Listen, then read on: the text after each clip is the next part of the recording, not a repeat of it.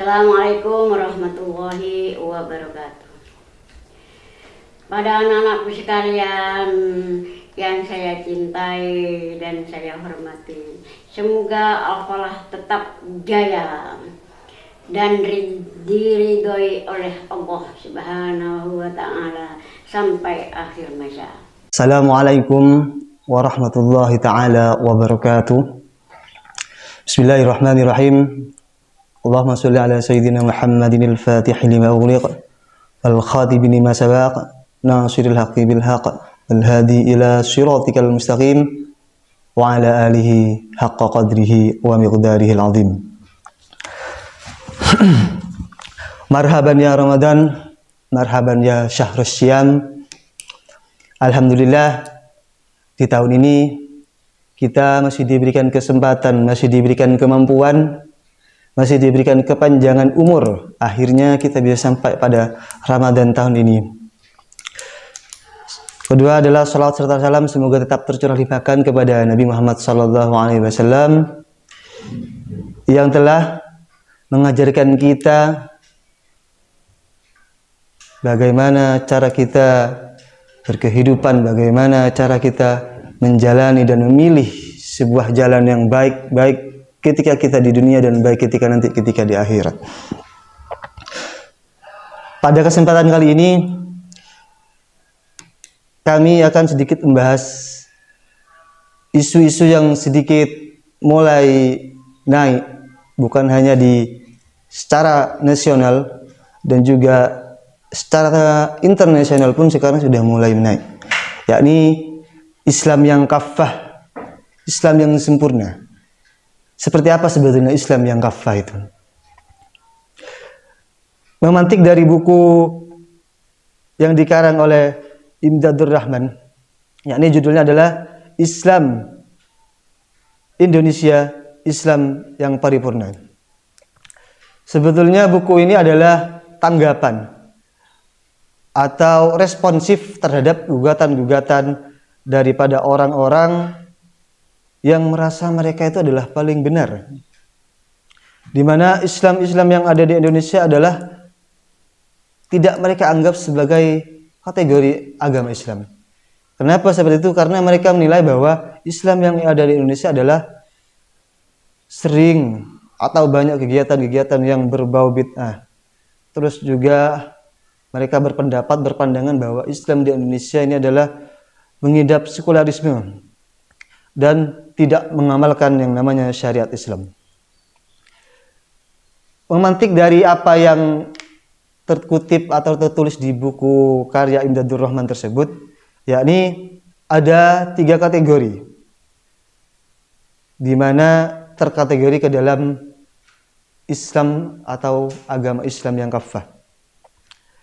Dan yang pertama adalah mereka beranggapan bahwa ketika bertahayul atau bid'ah atau yang kufurat itu tidak benar ataupun itu salah. Kenapa orang-orang transnasional yang seperti itu bisa beranggapan bahwa Islam yang ada di Indonesia ini adalah bukan kategori Islam yang kafah? Karena mereka menilai bahwa di Indonesia ini banyak sekali hal-hal yang berbau mistik, berbau budaya, atau bisa terkategorikan bid'ah.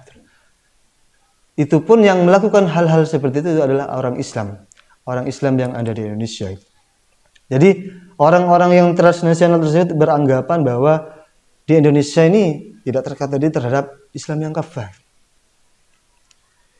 Terus yang kedua adalah mereka memaknai bahwa Islam yang kafah adalah mereka yang menerapkan ajaran-ajaran agama Islam di berbagai lini dan juga di berbagai sektor kehidupan, mulai sosial, budaya, politik.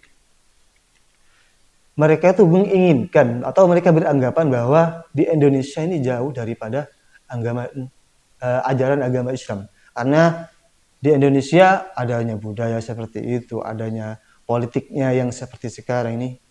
Mereka mengadopsi demokrasi, sedangkan agama Islam adalah mengadopsi yakni sebuah raja.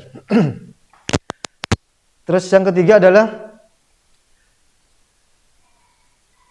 Islam kafah adalah Islam yang politiknya dengan melakukan politik Islam harus menjawab ideologi untuk mendirikan negara Islam, yakni mereka harus berlandaskan agama Islam. Sedangkan di Indonesia sendiri adalah berlandaskan Undang-Undang Dasar Negara 45 dan juga Pancasila. Tapi anggapan-anggapan orang-orang transnasional yang seperti itu sudah mulai ditangkis karena banyaknya konflik di luar negeri, yakni negara-negara yang mengadopsi, yang memaksakan peraturan-peraturan seperti itu, malah sekarang terjadi banyak konflik. Mulai dari Irak, terus Israel, Arab sendiri pun juga sudah mulai ada sedikit gesekan-gesekan di dalam politiknya, yang mereka bilang bahwa itu adalah berpolitik secara Islam gitu. Sedangkan di Indonesia sendiri yang mereka tidak anggap Islam yang kafah, sekarang bisa dibilang menjadi tolak ukur, menjadi corong bagaimana berkehidupan secara Islami, berpolitik secara Islami. Kenapa mereka ada yang berkiblat kepada Islam yang ada di Indonesia? Karena mereka melihat bahwa Islam yang ada di Indonesia adalah Islam yang esensinya sesuai dengan apa yang disampaikan oleh Nabi, yakni yang rahmatan lil alamin. Jadi mereka melihat bahwa Indonesia menjadi rahmat bukan hanya kepada warga-warganya yang beragama Islam, baik kepada yang non-muslim pun di Indonesia ini agama Islam menjadi rahmat.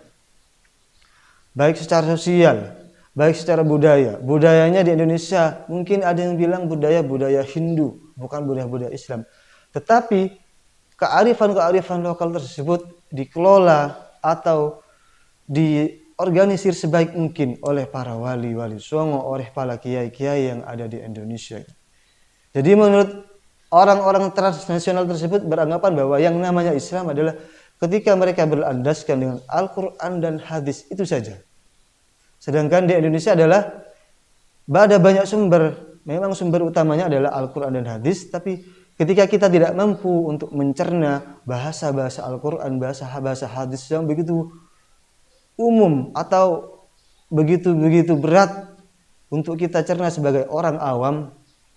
Jadi ada para mujtahid, ada para kiai-kiai yang mentafsirkan bahwa bahasa-bahasa yang di Al-Quran, bahasa-bahasa yang di hadis dikelola sekiranya itu menjadi bahasa atau ilmu-ilmu yang fleksibel yang dapat digunakan baik orang tani, pedagang, ataupun orang-orang seperti kita yang kurang begitu alim, orang-orang yang awam seperti kita. Jadi mereka bisa tahu bahwa ajaran Islam itu seperti ini, agar ajaran Islam itu ya fleksibel, sangat mudah, bisa diterima oleh semua kalangan gitu.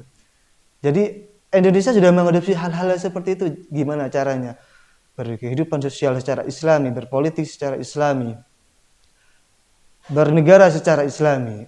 Di Indonesia sudah mulai mengadopsi itu. Jadi bahasa-bahasa Al-Quran dan hadis, bahasa-bahasa mujtahid disampaikan kepada rakyat, disampaikan kepada warganya, yang akhirnya mereka dapat menerima karena dengan kondisi dan bahasa yang fleksibel itu. Jadi mari kita tetap kembangkan, kita tetap satukan persatuan NKRI ini yang berlandaskan dengan Pancasila, berlandaskan Undang-Undang Dasar 1945, yang mana kita semua dapat beragama dengan baik, berislam dengan baik, bersosialisasi secara Islami, berpolitik secara Islami gitu. Mari kita tetap perkokoh agama Islam yang ada di Indonesia ini. Semoga sedikit ilmu yang kita share ini, kita bagi ini dapat memberikan sedikit tambahan agar kita dapat mampu menjalani berkehidupan dan bersosial secara Islami. Terakhir, semoga kita dapat melaksanakan puasa Ramadan tahun ini dengan penuh, mulai dari awal sampai akhir. Lebih-lebih kita dapat berjumpa dengan malam Lailatul Qadar, dan ditutup nanti di Idul Fitri kita kembali putih, kembali bersih, laksana bayi yang baru keluar dari rahim seorang ibu. Akhiran, apabila ada yang salah murni dari Al-Fakir, apabila ada yang benar itu murni dari Allah Subhanahu wa taala. Wabillahi taufiq wal hidayah. Assalamualaikum warahmatullahi taala wabarakatuh. Bismillahirrahmanirrahim. Alhamdulillahirabbil alamin. Hamdan syakirin, حمدا ناعمين حمدا يوافي نعمه ويكافئ مجيده يا ربنا لك الحمد كما ينبغي لجلالك وعظيم سلطانك اللهم صل صلاة تنجينا بها من جميع الأهوال والآفات تغني لنا بها يا الله من جميع الحاجات وتطهرنا بها من جميع السيئات وترفعنا بها عندك أعلى الدرجات وتبلغنا بها أقصى الغايات من جميع الخيرات في الحياة وبعد الممات اللهم إنا نسألك إيمانا دائما ونسألك قلبا خاشعا ونسألك علما نافعا ونسألك عملا صالحا ونسألك دينا قيما ونسألك خيرا كثيرا ونسألك تمام على العافية ونسألك الشكر على العافية ونسألك غنى عن الناس يا ربنا تقبل منا صلاتنا وصيامنا وقيامنا وتهش عنا وتدر عنا وتعبدنا وتمم تكسيرنا يا الله ويا الله ويا أرحم الراحمين jayakanlah al-falah ini sampai akhir masa. Amin amin ya rabbal alamin. Rabbana la tuzigh qulubana ba'da idh hadaitana wa hab lana min ladunka rahmah innaka antal wahhab. Rabbana atina fid dunya hasanah wa fil akhirati hasanah wa qina adzabannar. Wa sallallahu ala sayyidina Muhammadin wa ala alihi wa sahbihi wa sallam. Walhamdulillahi rabbil alamin.